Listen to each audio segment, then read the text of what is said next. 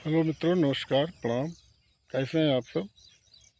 आशा करता हूं कि आप लोग स्वस्थ होंगे, मस्त होंगे।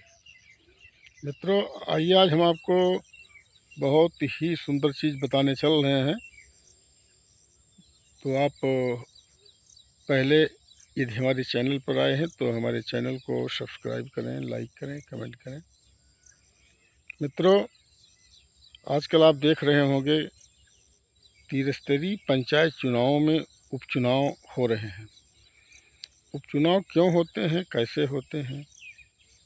उपचुनाव कोई पद, चाहे वो ग्राम पंचायत सदस्य का हो, चाहे क्षेत्र पंचायत सदस्य का हो, चाहे जिला पंचायत सदस्य का हो, चाहे ग्राम प्रधान का हो, चाहे जो भी चुनाव आम जनमानस से कराए जाते हैं त्रिस्तरीय पंचायतों में, उनके उपचुनाव चल रहे हैं। आजकल में प्रायः देखा जा रहा है कि ग्राम पंचायत सदस्यों के ही ज़्यादा पद खाली हैं और इस पर चुनाव चल रहे हैं। अब इसमें हमें आपको देखना है कि मान लीजिए किसी ग्राम पंचायत में 2 सेक्टर खाली हैं और दोनों में दो दो प्रत्याशी ही अपना नामांकन पत्र दाखिल किए हैं और दोनों के पर्चे वैध पाए गए और दोनों को एक ही चुनाव चिन्ह दिए गए और जिस सेक्टर से वो चुनाव लड़ रहे हैं उसी सेक्टर के लोग वोट डालेंगे। अब कैसे पता लगेगा कि 2 ही चुनाव चिन्ह है? कौन बैलेट पेपर किसका है, कौन बैलेट पेपर किसका है?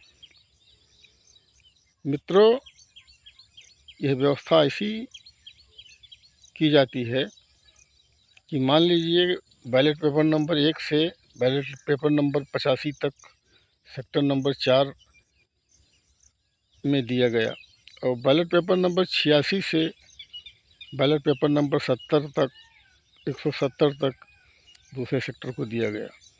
यह संबंधित सहायक निर्वाचन अधिकारी, उनका एक रजिस्टर होता है, उस पर वो अंकित कर लेंगे। अब जब पोलिंग पार्टी को मिल जाता है तो वहाँ पीठासीन अधिकारी जो बनाए जाते हैं, उनका दायित्व तो है कि वह पीछे बैलेट पेपर के एक मुहर लगाएं, जिसे सुभन्नक चिन्ह वाली मुहर कहा जाता है। उस पर हाथ से सिर्फ सेक्टर नंबर लिखना होगा, उनको हस्ताक्षर कराने होंगे, मध्य स्थल लिखना होगा, मतदान केंद्र लिखना होगा, यही सब उनको लिखना होता है। अपने छोटे लघु सिग्नेचर करेंगे।